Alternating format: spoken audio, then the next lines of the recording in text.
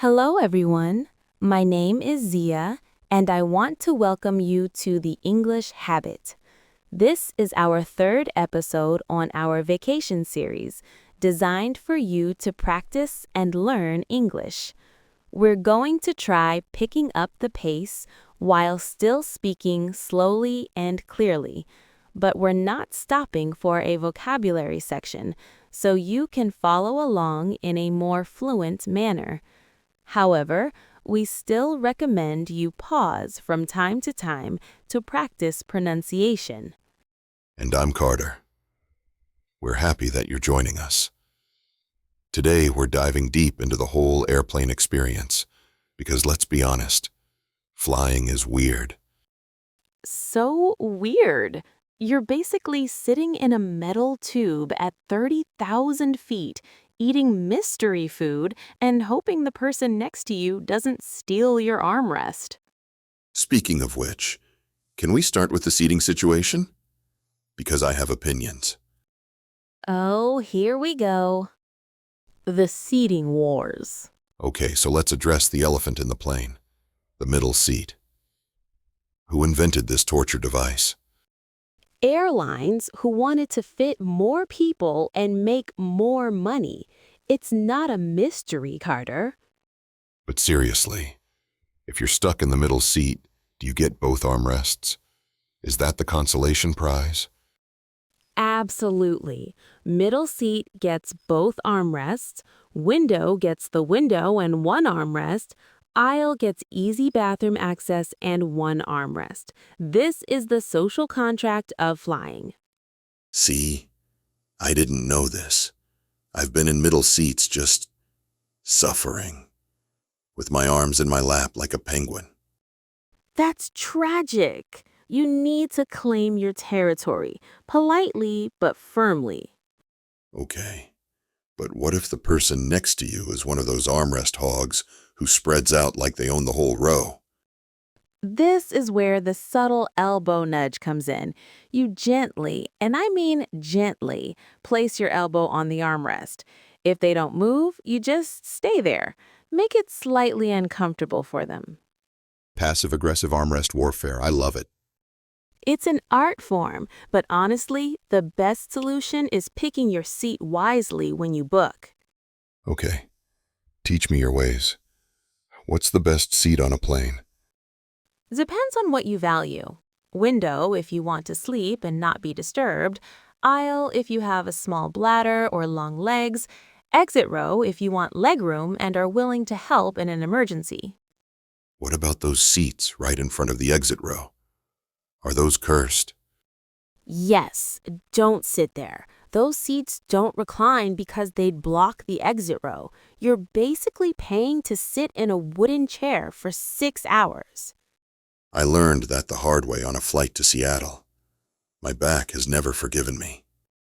Always check the seat map. There are websites that tell you which seats are terrible and why. What about the back of the plane? I've heard mixed things. The back is louder because you're near the engines, but, and this is a pro tip, if the flight isn't full, back rows often have empty seats because everyone rushes to board and sits up front. So, you might get a whole row to yourself? Exactly. I've slept lying down across 3 seats in the back. It was glorious. Okay, I'm converted. Back of the plane it is. Just be prepared to wait forever to get off the plane. That's the trade-off. Worth it for the possibility of a nap row. Airplane food, a mystery. All right, let's talk about airplane food, the thing everyone loves to hate. Is it actually as bad as people say? Or is that just a meme at this point? It's complicated. The food isn't necessarily bad quality, but your taste buds work differently at high altitude. Everything tastes more bland up there. Wait, really? Yeah, the dry air and cabin pressure mess with your sense of smell and taste. That's why airlines oversalt everything and use strong flavors. That explains why I always drown everything in hot sauce on planes. Exactly. But here's my question for you. Do you eat the plain food or do you bring your own? I bring snacks, always. You can't trust that they'll have enough meals, especially on longer flights. Smart. I once saw someone get into an argument with a flight attendant because they ran out of the chicken option. Oh no, what did the person do? They got the pasta very angrily, like the pasta had personally offended them. I imagine them thinking, how dare you offer me carbohydrates? But real talk, what snacks are we bringing? Because there are rules. Rules? Yes, no smelly foods, no tuna sandwiches, no hard-boiled eggs, nothing that will make everyone around you want to jump out the emergency exit. That should be on a plaque at the airport entrance. Seriously, bring nuts, granola bars, fruit, maybe a sandwich if it's not offensive. I usually pack a little cheese and crackers situation. Very civilized, I respect that. What about drinks? You can't bring liquids through security unless they're under 3.4 ounces. But here's a hack. Bring an empty water bottle and fill it at a water fountain after security. I do this, it saves so much money. And you stay hydrated, which is crucial on planes. The air is so dry. I drink like a gallon of water on long flights. And then you're up every hour using the bathroom. That's what the aisle seat is for, my friend. Okay, but what about the actual meal service?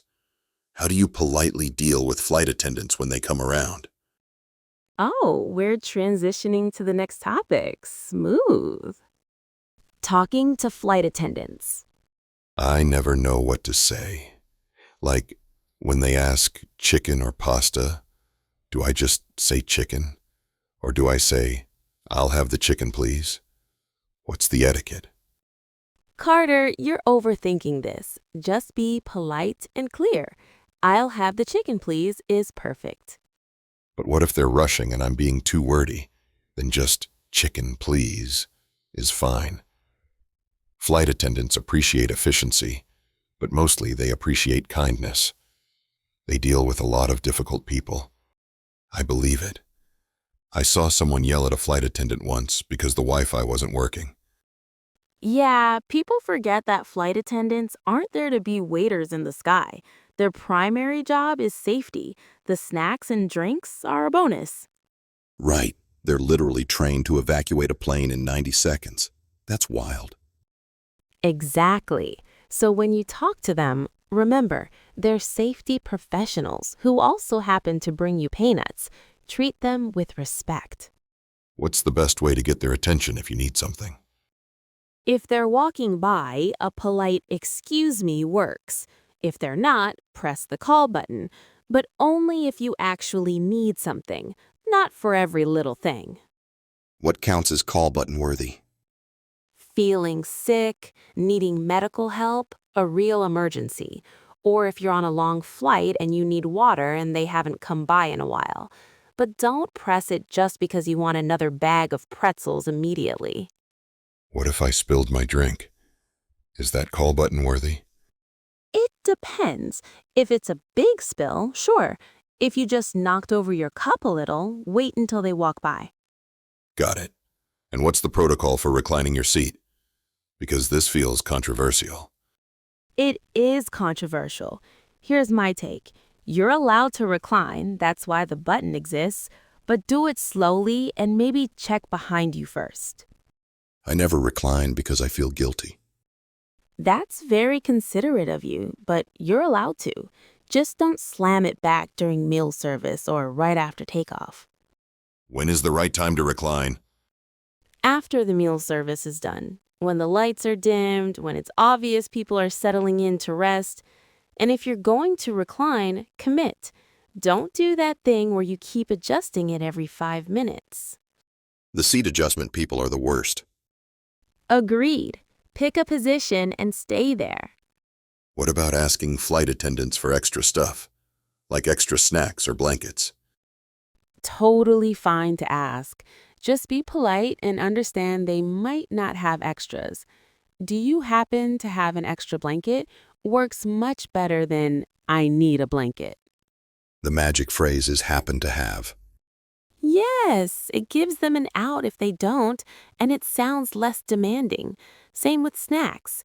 If there are any extra pretzels, could I have some instead of give me more pretzels? That second one sounds like a stick-up. Right? Just be a decent human and you'll be fine.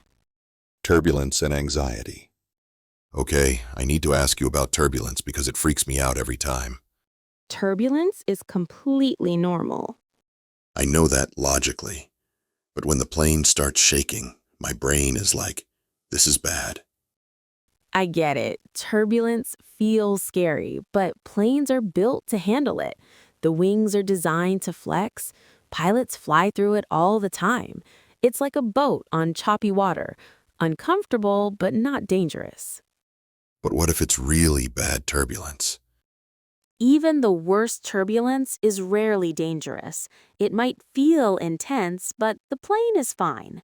The danger is to unbuckled passengers who can get thrown around. Which is why I keep my seatbelt on the whole flight. Smart. That's actually the best advice. Even when the seatbelt sign is off, keep it loosely fastened. Unexpected turbulence can happen. Has a flight attendant ever told you anything that made you feel better about turbulence? Yeah, actually. One told me that if the flight attendants aren't worried, you shouldn't be either. They fly constantly. They know what's normal, That's actually really reassuring. right? So if they're still serving drinks and chatting, you're fine. If they stop service and sit down and buckle up, then it's serious enough to pay attention. What do you do during turbulence to stay calm? I read or watch something on my phone. Distraction is key.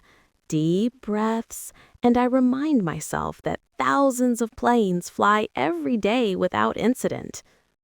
I usually grip the armrests and pray. Also valid. Whatever works for you. Do you think it's okay to talk to the person next to you if you're nervous? Depends on the person. If they seem friendly and open, sure. But don't force conversation on someone who clearly wants to be left alone. How do you know if someone wants to be left alone? Headphones in, book open, avoiding eye contact. All signs of please don't talk to me. And if they're friendly? Chat away. Some of my best conversations have been on planes. Just keep it light and be ready to end it if they're not into it. Making polite requests. Let's talk about making requests on planes, because I never want to be that passenger. There's an art to asking for things without being annoying. Like, what kind of things? Switching seats, getting help with luggage, asking someone to stop kicking your seat all require diplomacy. Okay, seat switching first. When is it okay to ask? If you have a legitimate reason, like wanting to sit with family or a medical issue, ask a flight attendant first, not the person in the seat. They can facilitate it better. And if you want to ask someone directly? Be honest and polite. Would you be willing to switch seats so I can sit with my daughter? Is fine. But accept no gracefully. Don't guilt trip them. What if someone asks you to switch and you don't want to? You can say no. I specifically booked this seat, but thank you for asking. Is perfectly acceptable. I always feel so guilty saying no. Don't. You paid for that seat. Unless they're offering you an equal or better seat, you're not obligated. What about the luggage situation? I can never get my bag in the overhead bin. It's totally fine to ask for help. Could you help me lift this? To a fellow passenger or flight attendant is completely reasonable. I always feel weak asking. Carter, those bins are high and bags are heavy. There's no shame in asking for help. I ask all the time. That makes me feel better. What about when someone is doing something annoying, like kicking your seat? Oh, the eternal struggle. First, try turning around and making polite eye contact. Sometimes people don't realize they're doing it. And if that doesn't work, Excuse me, would you mind not kicking the seat? I can feel it every time. Most people will apologize and stop. and if that doesn't work, Then you get a flight attendant involved. That's what they're there for. Don't suffer in silence for a 6-hour flight. I once had a kid behind me kicking for 3 hours and I said nothing. Carter, why? I didn't want to be rude. It's not rude to advocate for your comfort on a flight you paid for. Just be polite about it. Lesson learned. Speak up but nicely. Exactly. All right, I think we've covered the major airplane survival topics. Any final thoughts? Just that flying doesn't have to be miserable if you're prepared and polite. Absolutely. Know your rights, respect other space, be kind to flight attendants, and pack snacks. The 4 pillars of air travel. We should put that on the t-shirt. Know your rights. Respect other space. Be kind to flight attendants. And pack snacks. That's a long t-shirt. We'll workshop it. But seriously, most airplane problems can be avoided with just a little consideration and communication.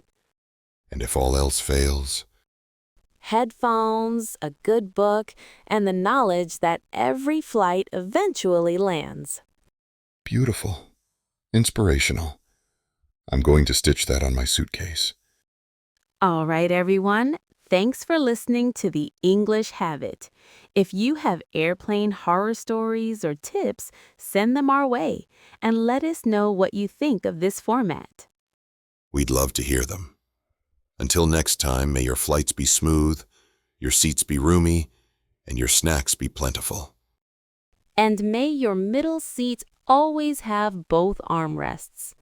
Like and subscribe for more. Safe travels!